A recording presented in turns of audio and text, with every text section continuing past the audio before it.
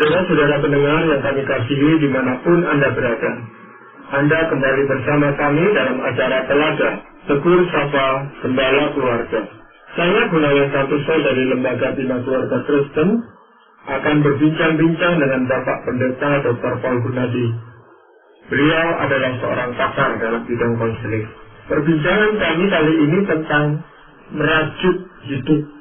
Kami percaya ini pasti bermanfaat bagi kita sekalian, dan dari studio kami mengucapkan selamat mengikuti.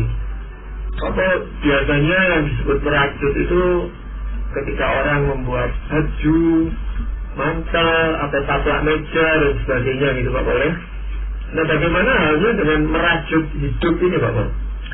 Pak Gunawan, saya ini tidak bisa merajut ya, dan saya bukanlah perajut, tetapi saya tahu dua hal tentang merajut.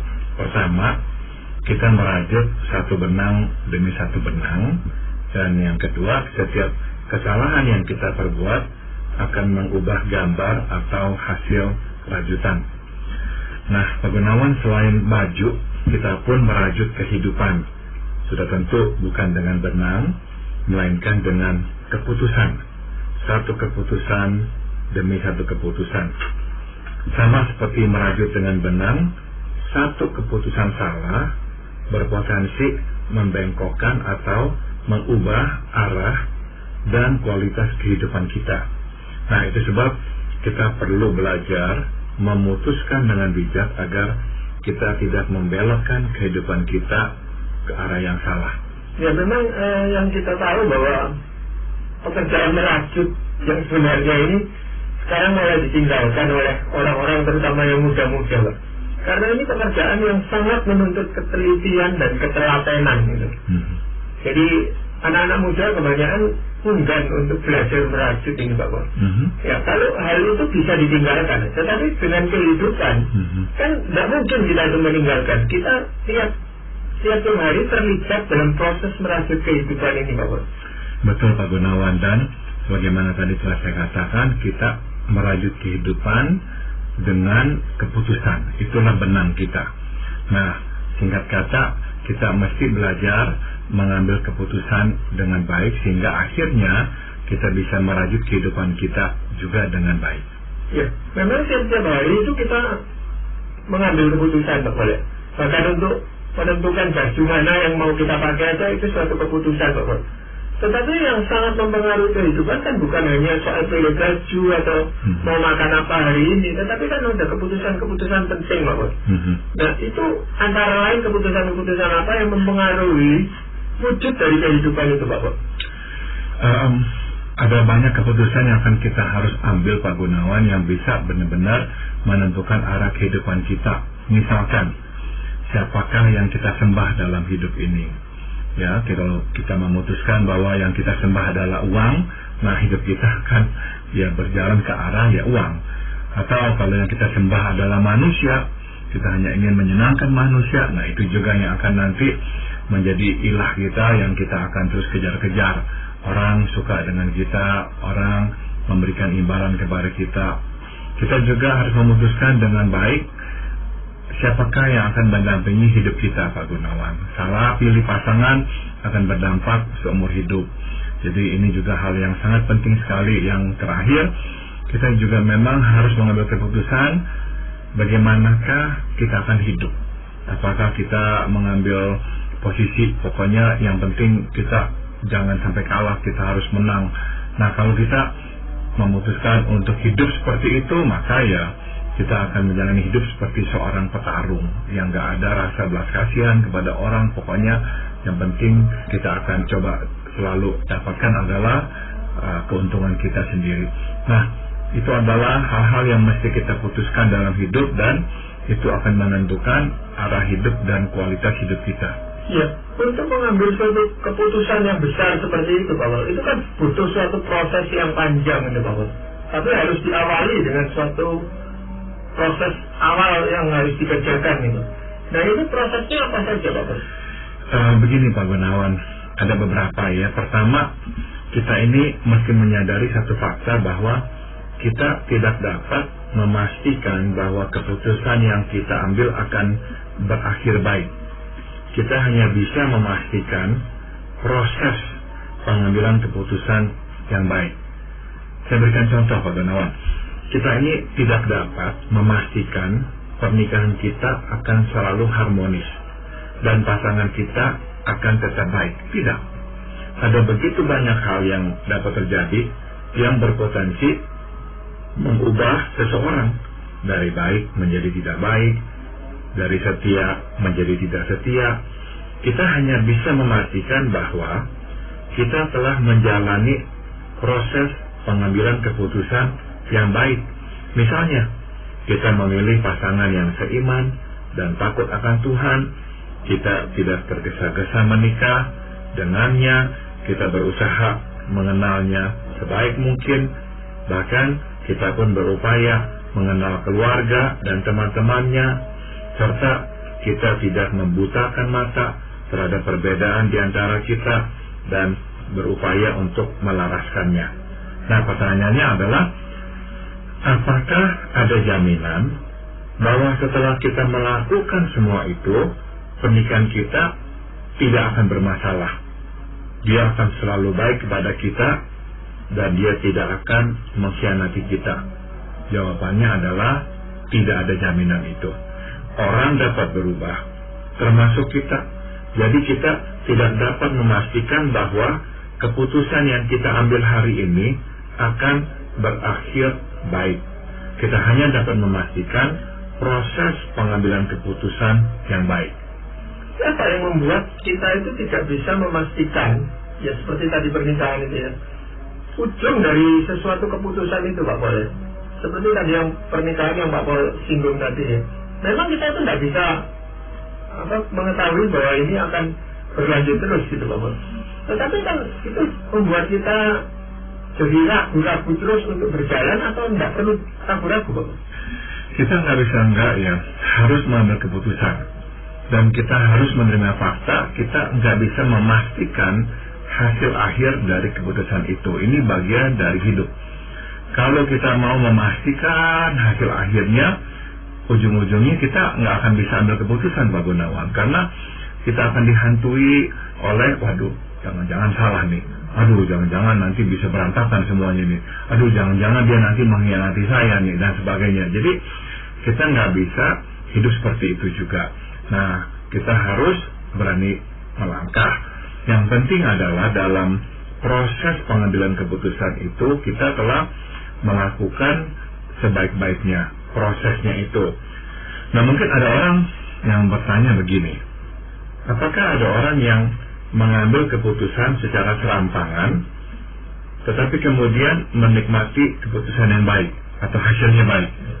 Ya, sudah tentu ada, tapi kemungkinannya kecil. Jauh lebih besar kemungkinannya ia akan memetik hasil keputusan yang buruk. Jadi jangan sampai kita berpikiran, ya kalau kita tidak bisa memastikan hasil akhirnya, keputusan kita itu akan baik atau tidak, ya udah, serampangan aja, sembarangan aja. Tidak ya, sebab lebih besar kemungkinannya kalau kita seperti itu, hasil akhirnya akan buruk. Kalau kita berhati-hati, lebih besar kemungkinannya hasil akhir keputusan kita akan baik. Tapi juga memang tidak ada jaminan. Ya, tetapi kan ada pedomannya nih, Pak Boy. Untuk mengambil suatu keputusan yang baik itu bagaimana, Pak Boy?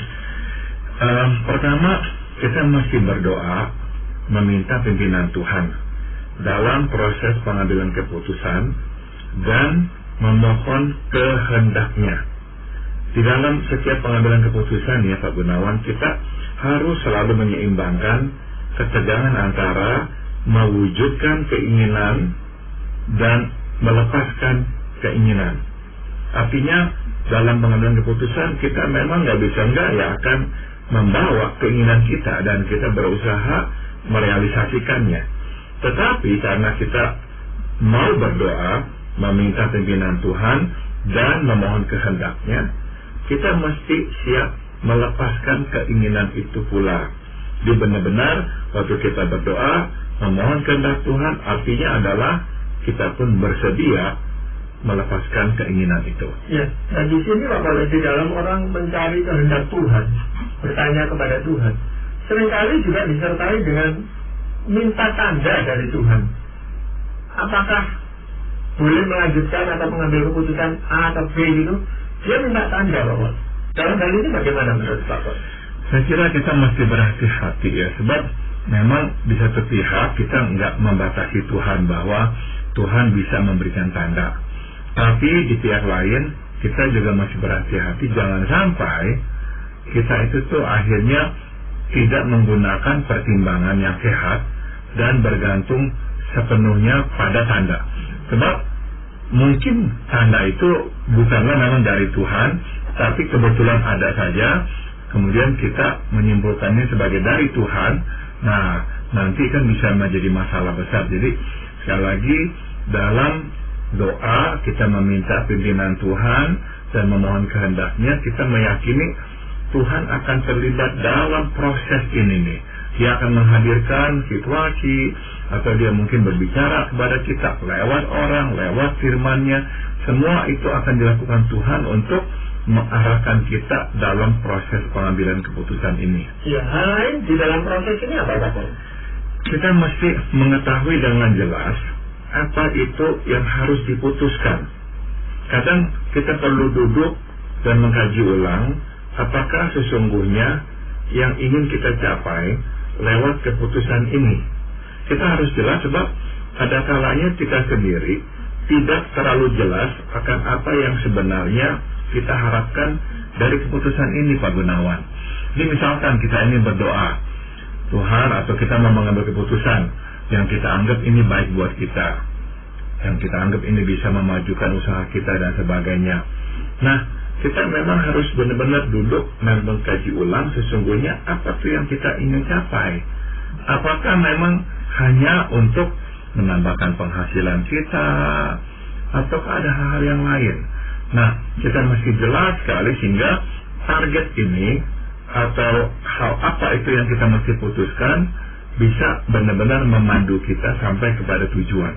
Nah, soal waktu itu kadang-kadang bukan di pihak kita yang menentukan itu, Pak Bala. Ada kalanya kita itu didesak oleh orang lain untuk cepat-cepat mengambil keputusan. Nah, ini sikap kita seharusnya bagaimana, Pak? Kita mesti ya memang menjaga diri agar jangan tergesa-gesa, Pak Gunawan, dalam mengambil keputusan.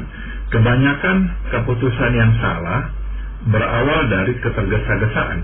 Jadi bersabarlah. Sebaik apapun pilihannya, sedapatnya berilah waktu. Banyak hal baik terjadi bila kita bersabar dan tidak tergesa-gesa.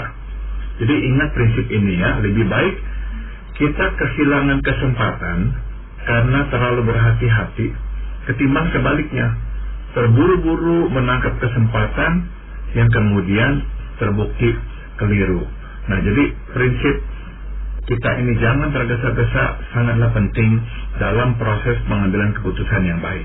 Ya, apapun yang kita putuskan atau tidak kita putuskan, dengan kita tidak putuskan itu kan sudah menjadi keputusan kita. Keputusan saya adalah tidak memutuskan, Bapak ya. Nah, ini kan semua mengandung akibat, mengandung risiko, ada konsekuensinya. Ini bagaimana, Bapak? Betul, Pak Gunawan. Jadi dalam pengambilan keputusan kita mesti mempelajari semua pilihan atau alternatif dan konsekuensinya. Kadang karena kita sudah terlanjur suka dengan pilihan tertentu, kita sengaja tidak mau mempertimbangkan pilihan lain. Singkat kata, kita hanya mencari dan mengikutsertakan pilihan yang hanya akan mendukung apa yang kita kehendaki. Kita pun cenderung meminimalkan konsekuensi buruk yang terkandung di dalamnya, karena ya kita udah terlanjur suka dengan pilihan itu. Jadi berhati-hatilah untuk tidak berkacamata kuda, alias jalan searah dan tidak melihat kanan dan kiri.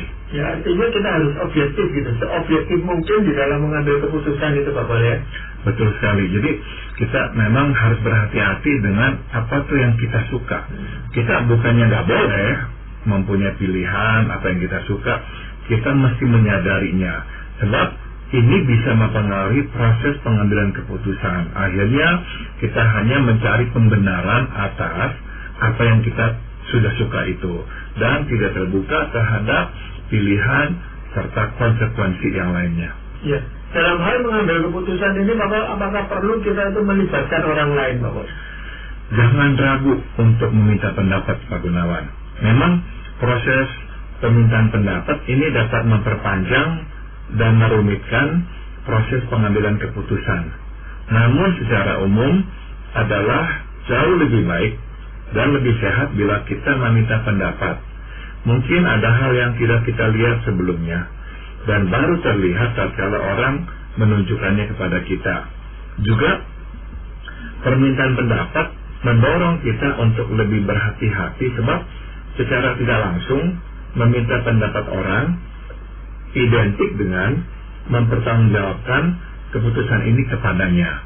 Keputusan yang kita ambil sendiri, Pak Gunawan, memang memutuskan mata rantai pertanggungjawaban, sebab ya kita ambil sendiri, kita nggak bertanggung jawab kepada siapa-siapa, kita nggak cerita kepada siapa-siapa. Jadi waktu kita bercerita meminta pendapat orang, ini memang membuat kita tuh terikat di dalam sebuah pertanggungjawaban, sebab kita sudah minta pendapatnya, dia akan memberikan pendapatnya, dan kita sudah cerita kepadanya, berarti ada orang yang tahu.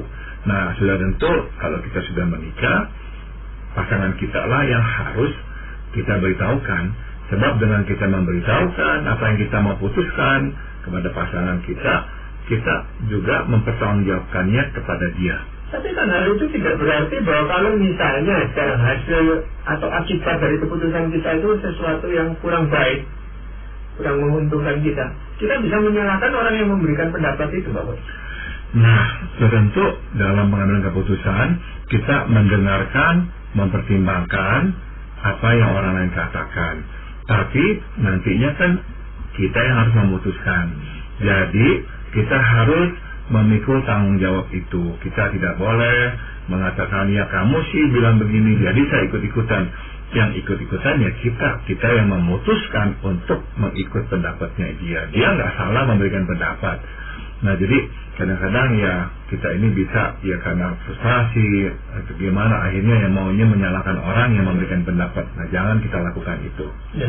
Apakah masih ada hal yang penting kita perhatikan, Bapak? Yang terakhir dalam pengambilan keputusan yang baik adalah pastikan ego kita tidak turut terlibat di dalamnya. Begitu ego terlibat, rusaklah proses pengambilan keputusan yang sehat. Sebab pada akhirnya keputusan apapun yang kita ambil, semua adalah untuk memberi makan ego kita yang lapar. Nah, ini nih saya mau garis bawahi sekali, sebab ini biasanya nih masalah yang dihadapi oleh pemimpin, Pak Gunawan. Makin tinggi posisi seseorang, makin berpotensi dia mengembangkan ego yang besar. Sehingga akhirnya keputusan-keputusan yang diperbuatnya hanya untuk memberi makan egonya, agar egonya senang. Jadi kalau misalnya orang nggak setuju, nah dia marah, karena bagi dia ini menyinggung dirinya atau egonya. Iya, jadi selain hal tadi yang sudah Pak Paul uraikan, apakah ada hal lain yang kita perhatikan di dalam merajut kehidupan ini, Bapak? Ada, Pak Gunawan. Jadi selain dari kita memastikan kita terlibat dalam proses pengambilan keputusan yang baik, hal berikut yang mesti kita perhatikan dalam merajut kehidupan adalah menyadari bahwa sesungguhnya hidup merupakan sebuah rentetan keputusan, di mana seringkali satu keputusan salah diikuti oleh beberapa keputusan salah. Idealnya kan begini, Pak Gunawan. Begitu kita menyadari bahwa kita telah mengambil keputusan yang salah, ya kita segera mengubahnya. Idealnya demikian, tetapi kenyataannya tidak demikian. Bukannya mengubah keputusan yang salah, kita malah mencari jalan untuk mempertahankan keputusan yang salah itu, seakan-akan itu adalah keputusan yang benar. Alasannya jelas, kita tidak bersedia mengakui bahwa kita telah mengambil keputusan yang salah. Alhasil kita terus mempertahankan keputusan yang salah itu dan terus memperburuk kesalahan dengan membuat keputusan-keputusan lain yang makin menjauhkan kita dari yang benar. Nah, jadi berhati-hatilah ya. Kadang-kadang meskipun dalam hati kecil kita tahu loh Pak Gunawan, aduh keliru nih. Misalnya membangun fasilitas yang lebih besar, atau memindahkan kantor kita, atau mengembangkan usaha kita, atau meminjam uang atau dana yang lebih besar dan sebagainya. Waduh, kita akhirnya sadar, salah. Tapi kita nggak mau mengakuinya Pak Gunawan.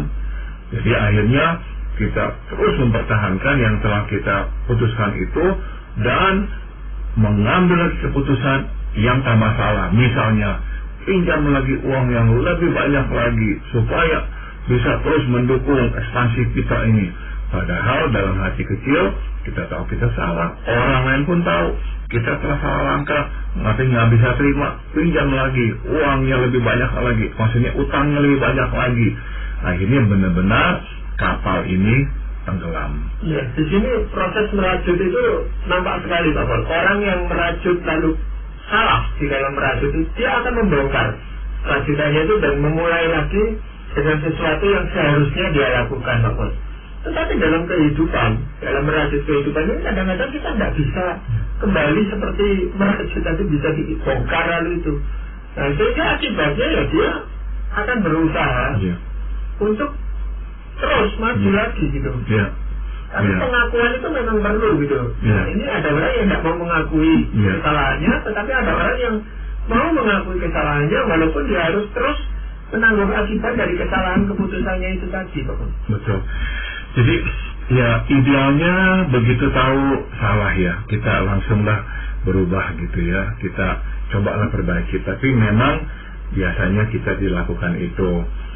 Jadi Pak Gunawan, kita harus belajar ya, mengakui kesalahan dan mengambil langkah untuk mengoreksinya daripada mempertahankannya mati-matian.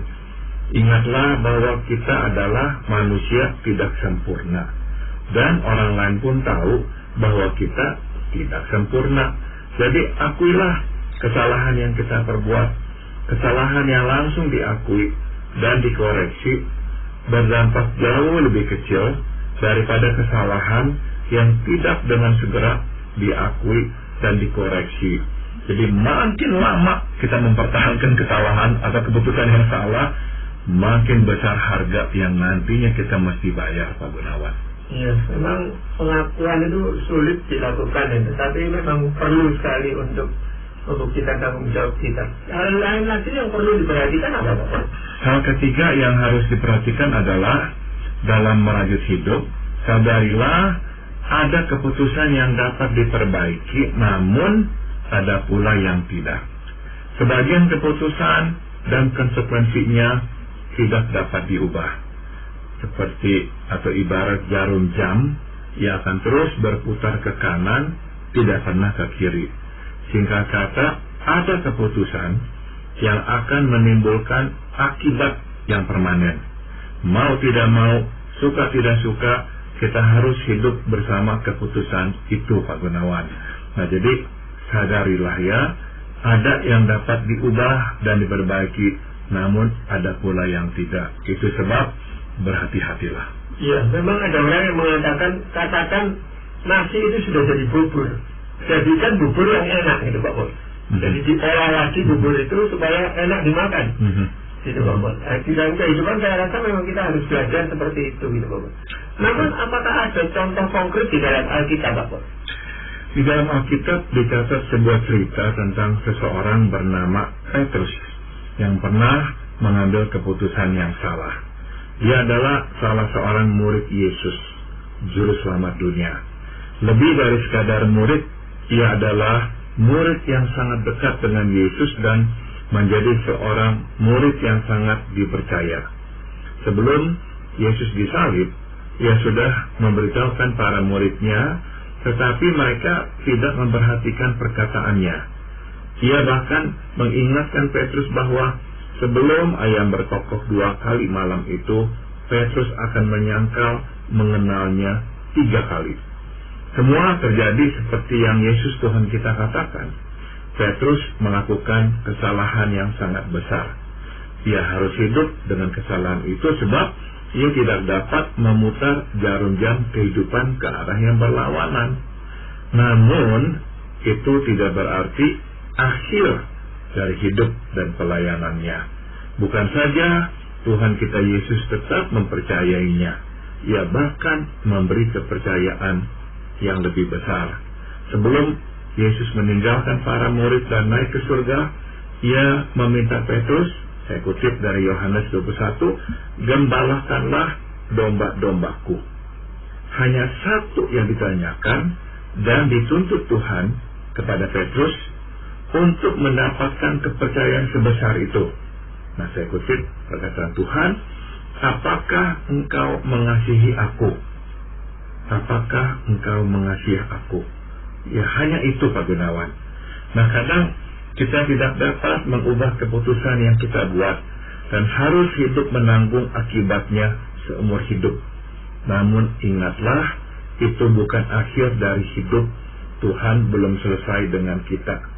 Hanya satu yang ingin didengarnya dari mulut kita, bahwa kita mengasihinya. Jika itu didengarnya, ia akan menolong kita menanggung akibatnya, dan ia akan kembali memberi kepercayaan kepada kita untuk melakukan pekerjaannya. Ya, memang di dalam Alkitab cukup banyak contoh seperti itu, di mana Tuhan itu masih berkenan memberikan kesempatan yang kedua, bahkan yang ketiga, Pak Paul. Dan ini semata-mata kasih karunia, saya rasa.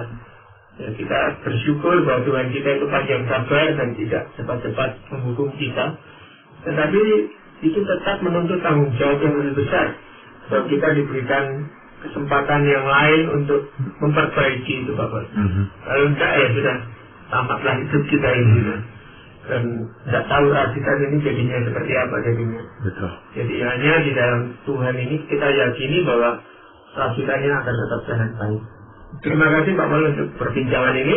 Dan para pendengar sekalian, terima kasih Anda telah mengikuti perbincangan kami dengan Bapak Pendeta Dr. Paul Gunadi dalam acara Telaga Tegur Sapa Gembala Keluarga. Kami baru saja berbincang-bincang tentang merajut hidup. Bagi Anda yang berminat untuk mengetahui lebih lanjut mengenai acara ini, silakan menghubungi kami lewat surat. Alamatkan surat Anda ke Lembaga Bina Keluarga Kristen atau LBKK, Jalan Cimanuk 56, Malang. Kami juga mengundang Anda mengunjungi situs kami di www.telaga.org. Saran-saran, pertanyaan, serta tanggapan Anda sangat kami nantikan. Akhirnya dari studio, kami mengucapkan terima kasih atas perhatian Anda dan sampai jumpa pada acara Telaga yang